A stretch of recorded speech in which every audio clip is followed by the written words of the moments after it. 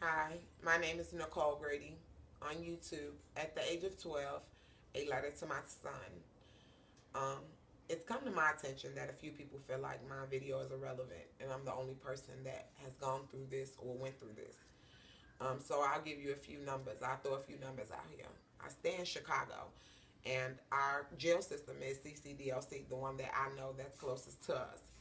Half of the population in CCDLC under the age of 21, half of that is juveniles. So half of the population that's locked up in CCDLC is juvenile under the age of 21. Half of that population suffer from a mental illness and or a broken family. With those numbers, it leads me to believe that I'm not the only person that made a mistake. With that being said, that's the reason that I'm telling my story. Unfortunately, my story doesn't have a very sad outcome where my son was locked up or is incarcerated or the victim of a shotgun or any of that. I'm just telling my story to help young teenagers or young parents that has gone through, or anybody that can relate to me on any different level. I just want to share my story so maybe we could prevent some of the things that are taking place. Um,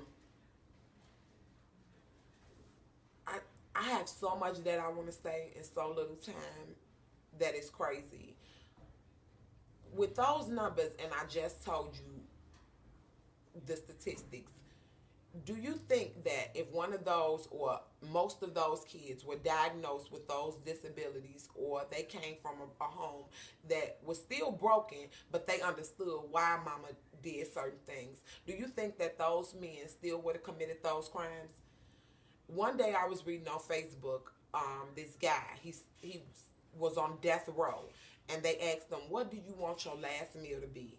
And the guy told them he didn't want any food. He wanted a piece of paper and a pen, and they allowed him that. They came back and he wrote a letter to his mother saying, "Dear mother, basically I hate you to death, and the things that you've done to me affected me so bad. That's the reason why I committed that crime, and that's the reason why I'm in jail. I hope you live with this every day of your life."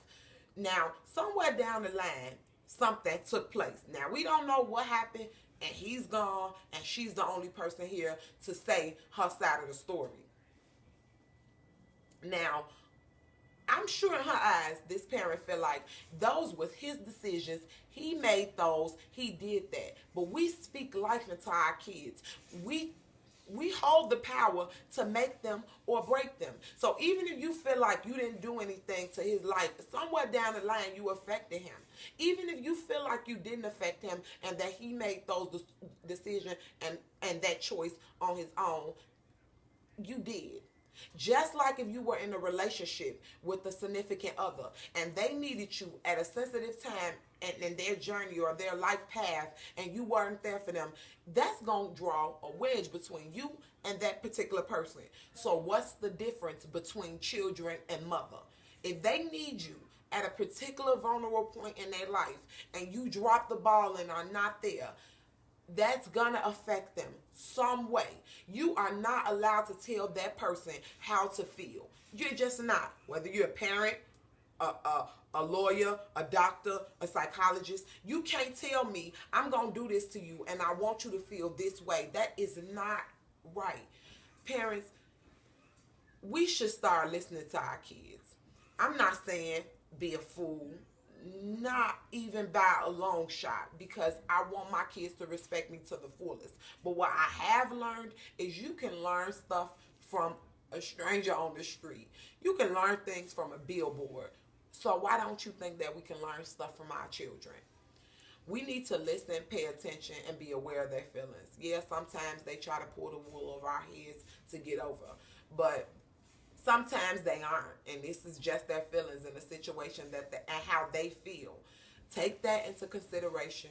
We need to work on that, and we need to address those thoughts. To all those that this doesn't apply to, I'm not talking to you.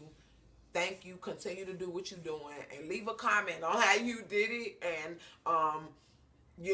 what was your secret. Go ahead. Thanks for all my supporters. Thanks for the people that are tuning in. I'll go back tomorrow because it's Friday and I don't have work to put more pages up regarding my journey or my letter to my son. And thank you for all your support again. Again, YouTube at the age of 12, a letter to my son. Thank you.